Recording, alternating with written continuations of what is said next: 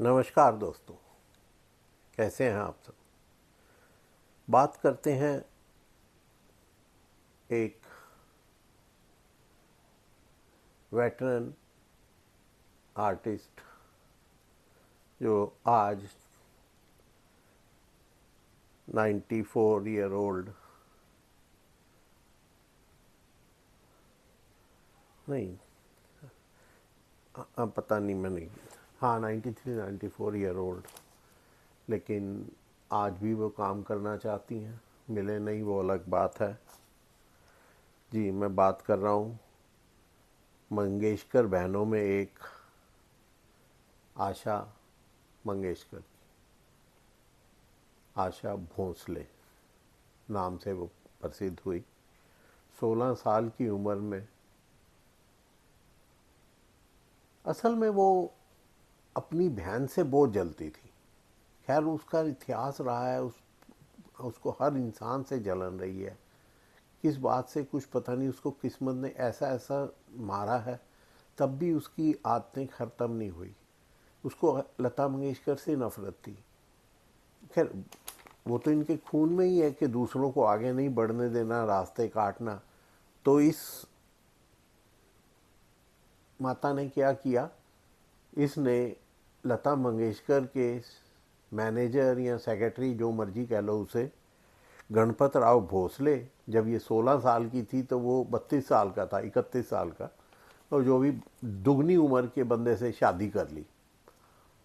और इसको होगा कि अब लता की जगह मुझे ही काम दिलाएगा, और भाग गई घर से, परिवार से अलग हो गई। और वो निकला शराबी, दारू पी के मारता पीटता था, और काम वाम तो क्या दिलाना है, वो तो इसके जो पैसे ये कमा के लाती थी वो भी छीन लेता था और दारू पीने लग गया। उसको तो लगा सोने का अंडा देने वाली मुर्गी हाथ लग गई, तो उसने इसका जीना दूभर कर दिया। 2 बच्चे हो गए यंग एज में ही, और तीसरे से प्रेग्नेंट थी, तो इसको आधी रात को धक्के मार कर घर से निकाल दिया। Shame on him. लेकिन इनको आज भी वो पसंद है। यही उसका नाम, लास्ट नेम आज भी ये यूज़ करती हैं। उसके बाद इनका कई जगह नाम जोड़ा गया, लेकिन इन्होंने अपना नाम आशा मंगेशकर नहीं किया, आशा भोसले ही रखा। मंगेशकर क्यों नहीं किया कि लोग समझेंगे कि मतलब सेकंड टू लता मंगेशकर, और ये सेकंड इसको कहलवाना पसंद नहीं था, और इसने उसका ही नाम रखा। आज भी ये भोसले है, चाहे इसने कई साल ओपी नैयर की रखैल के रूप में ज़िंदगी व्यतीत की, और लिव इन कह लो, रखैल कह लो, या जो भी जैसा भी कहो। फिर उसके बाद इसने आर डी बर्मन से शादी की। वही बातें हम बाद में करते हैं, पहले बताते हैं कि ये, इसकी आवाज़ बहुत खूबसूरत थी, और इसको लगा कि मेरे को गणपत राव साहब तो आउट हो गए, अब ये, तो इन्होंने ओपी नैयर को ढूंढा। वो भी शुरू शुरू में स्ट्रगल कर रहे थे, तो उनको भी ये आवाज़ अच्छी लगी। कई गाने इन्होंने ओपी के लिए गाए। ये है रेशमी जुल्फ़ों का अंधेरा न घबराइए, आइए मेहरबां, आओ हजूर तुमको सितारों में ले चलूं, तुम सा नहीं देखा, एक मुसाफिर एक हसीना, कश्मीर की कली 1964 में आई। और मांग के साथ तुम्हारा, दीवाना हुआ बादल, इशारों इशारों में दिल लेने वाले।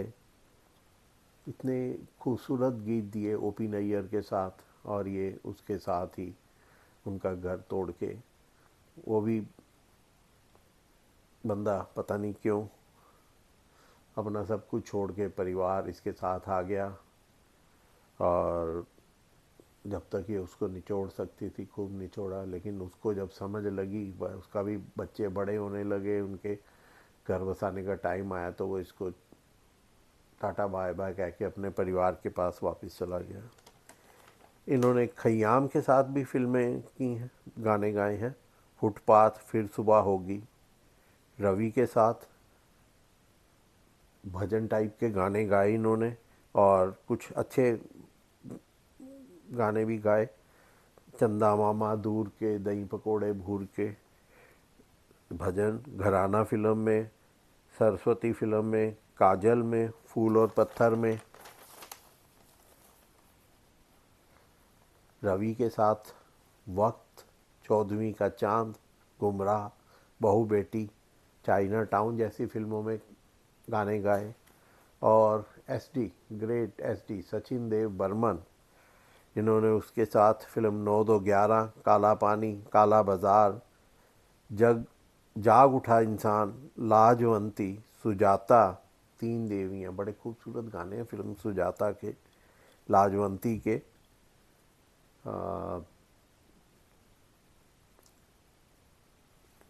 और फिर इन्होंने लगा कि सचिन देव तो बड़ाऊ है, तो इन्होंने यंग बंदे आर.डी. बर्मन को अपने जाल में फंसाया और उससे शादी कर ली। थोड़ा फैमिली टाइप का बंदा था और अपने बाप के इन्फ्लुएंस में था, और वैसे तो लेकिन बहुत अच्छे गाने दिए उसके आर.डी. बर्मन के साथ। एक कई कैबरे गाए जो कि लता जी नहीं गाती थी, लेकिन इन्होंने गाए। क्या क्या शैतानियाँ की, वो भी बात करेंगे बातों बातों में। पिया तू अब तो आ जा, दुनिया में लोगों को धोखा कभी हो जाता है, चुरा लिया है तुमने जो दिल को। और किशोर के साथ जाने जा ढूंढता फिर रहा हूँ तुम्हें रात दिन मैं यहाँ से वहाँ। फिर सीरियस टाइप के गाने भी गाए। मेरा कुछ सामान तुम्हारे पास पड़ा है, कतरा कतरा बहती है, कतरा कतरा रहने दो जिंदगी है। बप्पी लहरी के साथ हथकड़ी, नमक हलाल, शराबी, हिम्मत वाला, मवाली। और उसके बाद ये ऑलमोस्ट आउट हो गई, उम्र भी हो जाती है। लेकिन फिर रहमान के साथ इन्होंने कम बैक किया, और क्या गाना गाया जनाब। सोया हुआ आदमी उठ के नाचने लगता है, इतना धरती को हिलाने वाला। टैलेंट की कोई कमी नहीं, आवाज़ गजब की है, लेकिन बाकी जो तिकड़मे है ना, वो बहुत हैं। जो इन्होंने रहमान के साथ रंगीला फिल्म के गाने गाए, तन्हा तन्हा यहाँ पे जीना ये कोई बात है, या रंगीला रे हो जा रंगीला रे, और फिल्म ताल में कहीं आग लगे लग जाए। कितने खूबसूरत गाने गाए। पता नहीं ऐसे लोगों का दिल खूबसूरत क्यों नहीं होता। बहुत ही दुनिया को हिला दिया। इसमें कोई शक नहीं कि ये लता की परछाई नहीं है, इनका अपना एक टैलेंट है, लेकिन जलन है ना सीने में बस। अब इन्होंने आर.डी. बर्मन से शादी की, और जब तक आर.डी. बर्मन चल रहा था संगीत, पैसे आ रहे थे खूब, इन्होंने उसका साथ दिया। और फिर एक टाइम आया, ये तो चल रही थी, लेकिन आर.डी. थोड़ा चलता है, ऐसा होता है हर काम में, हर बिजनेस में कि उतार चढ़ाव होते हैं। आर.डी. को काम मिलना बंद हो गया, इन्होंने उसका जीना आराम कर दिया, और वो हार्ट अटैक होके चले गए दुनिया। इन्होंने उसका सारा पैसा हड़प लिया और उसकी माँ को पागल खाने में भर्ती करा दिया। ऐसी औरत के बारे में आप क्या कहेंगे, जबकि इतना पैसा और कहाँ ले जाओगे। और देखो, एक बहुत ही खूबसूरत गाना है, आज भी आता है तो पैर हिल जाते हैं। आपने सुना होगा, देवानंद साहब ने एक फिल्म बनाई थी, हरे कृष्णा हरे राम, उसका गीत दम मारो दम, उसके लिए लिया गया था उषा उत्तम जी को, जो बॉम्बे के एक होटल में क्लब में गाती थी। उनकी आवाज़ डिफरेंट थी। लेकिन आशा जी ने ये गाना उनसे छीन लिया कि म्यूज़िक तो उसका पति ही दे रहा था सो कॉल्ड, और उसको नहीं अपना नाम दे लगा के खुद गाया, उनसे नहीं गाने उनका गाना गाया हुआ, उनके नाम से रिकॉर्ड भी हो गया था गाना, लेकिन उसको आउट कर दिया और खुद गाया ये गाना। एक आधा गाना उसके बाद दे दिया उस फिल्म में, लेकिन ये गाना जो मेन थीम जिसमें जो गिटार बजता है शुरू में, वो भूपेंद्र जो गज़ल सिंगर है उसने बजाया हुआ है, वो गाना इन्होंने उससे छीन लिया। वो नई आर्टिस्ट थी बेचारी, क्या बोलती क्या कहती, आज भी इसके बारे में बात नहीं करती क्योंकि ये तो जीना आराम कर देगी इतनी। अब इन्होंने अनुराधा पौडवाल उठने लगी तो इनको लगा ये मेरे लिए ख़तरा हो सकती है। कितनी नफासत भरी आवाज़ है, कितनी अच्छी गायिका है, खूबसूरत भी है, बहुत अच्छा गाती थी।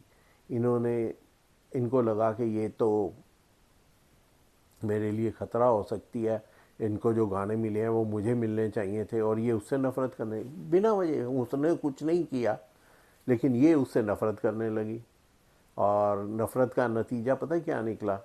एक दिन ये रिकॉर्डिंग कर रही थी, वहाँ पे अनुराधा पौडवाल के पति किसी काम के लिए गए थे, इन्होंने बेइज्जती करके उसको धक्के मार के स्टूडियो से निकलवा दिया, क्योंकि वो स्टूडियो तो आर डी बर्मन का था, जो तो आर डी बर्मन की भी ये मालकिन थी, स्टूडियो की मालकिन तो हो ही गई। तो ऐसे इंसान को आप क्या कहेंगे? और अब बुढ़ापे में इन्होंने जो कांड किया है, शर्म आती है। मेरी फेवरेट साधना जी को, साधना जी एक गर्ल्स आइकॉन हुआ करती थी। आज भी लड़कियां एक पर्टिकुलर तरीके से अपने बाल कटवाती हैं तो उसे क्या साधना कट कहते हैं। ऐसा सम्मान किसी और हीरोइन को नहीं मिला, और हीरोइनों ने भी साधना कट का इस्तेमाल किया है, हेमा मालिनी ने किया है, किसी और की बात तो बाद में बताएं। जॉनी मेरा नाम में भी हेमा मालिनी का साधना कट है, और चरस फिल्म में भी हेमा मालिनी का जो माथे के बैंग्स हैं वो साधना कट है। एनीवे, तो उस वो इनके मकान में किराए पे रहती थी, लीज हुई हुई थी, सारा कुछ किराया टाइम से पहुंच रहा था कुछ, लेकिन ये था कि वो 20 साल पहले के हिसाब से हुआ हुआ था, और किराया हर साल बढ़ाने के बावजूद भी उतना नहीं मिल रहा था जो मार्केट रेट चल रहा था। तो इन्होंने लीगली तो निकाल नहीं सकती थी, तो इन्होंने गुंडे भेज के धमकियां दे के उनका जीना हराम कर दिया। क्या है ये औरत, कहाँ ले जाएगी? और भगवान ने इनको ऐसी मारी। इनके 3 बच्चे थे तो उसी से ही, भोसले साहब से। तो 3 बच्चे थे। एक लड़की की डिप्रेशन में उसने सुसाइड कर ली, एक लड़का था बड़ा, वो भी मर गया। अब एक बचा है, भगवान उसको सुखी रखे। लेकिन जैसे माँ के कर्म है, पता नहीं किस के साथ क्या हो जाए, कह नहीं सकते। दोस्तों, आगे बढ़ूँ उससे पहले एक रिक्वेस्ट, मेरे चैनल को लाइक करें, सब्सक्राइब करें, शेयर करें, और हो सके तो कमेंट भी करें। आपका छोटी सी एफ़र्ट हमारे को इनकरेज करती है, और कुछ भी बनाने के लिए बड़ी मेहनत करनी पड़ती है। ऐसा नहीं कि मुंह उठाया और बोल दिया, स्टडी करनी पड़ती है रात रात भर जाग के। और अच्छा लगेगा अगर आप वो करेंगे तो। इतनी बड़ी, इतनी भगवान की नेमतों से भरा हुआ जीवन उन्होंने अपना भी नरक कर दिया, दूसरों का भी नरक कर दिया। किसके लिए? जो पैसे, लक्ष्मी तो कहते हैं चंचला है, लक्ष्मी माँ का एक नाम चंचला भी है। लक्ष्मी तो चंचला है, आज तुम्हारे पास है, कल किसी और के पास होगी। तू क्या कर रही है, कितना करेगी, क्या किसके लिए करेगी? 3 में से 2 बच्चे तेरे वैसे चले गए, अब एक बच्चा और वो भी ठीक ठाक कमा रहा है, उसको तेरे पैसे की इतनी ज़रूरत भी नहीं है मेरे ख्याल में। लेकिन तूने अपने साथ साथ जो कोई उसको भी काम देगा वो भी सोचेगा कि इसकी माँ ऐसी दुष्टा थी तो ये पता नहीं कैसे क्या करेगा। दोस्तों, कलाकार कोई कितना भी अच्छा हो, लेकिन कर्म गंदे हों तो कला अच्छाई सारी, जो टैलेंट सारा बेकार हो जाता है और दूसरों के मन से बद्दुआ ही निकलती है। तो प्लीज़ आप भी याद रखिए, कभी गलत काम मत कीजिए, दूसरों का भला सोचिए। अगर आपका कोई कुछ नहीं ले रहा तो आप दूसरे का क्यों नुकसान करते हैं, सिर्फ ये सोच के कि ये कल को मेरे लिए भारी हो सकता है। अगर तेरे में टैलेंट है तो कोई तेरे पे भारी नहीं होगा, और टैलेंट नहीं है तो तू किसी काम की नहीं है।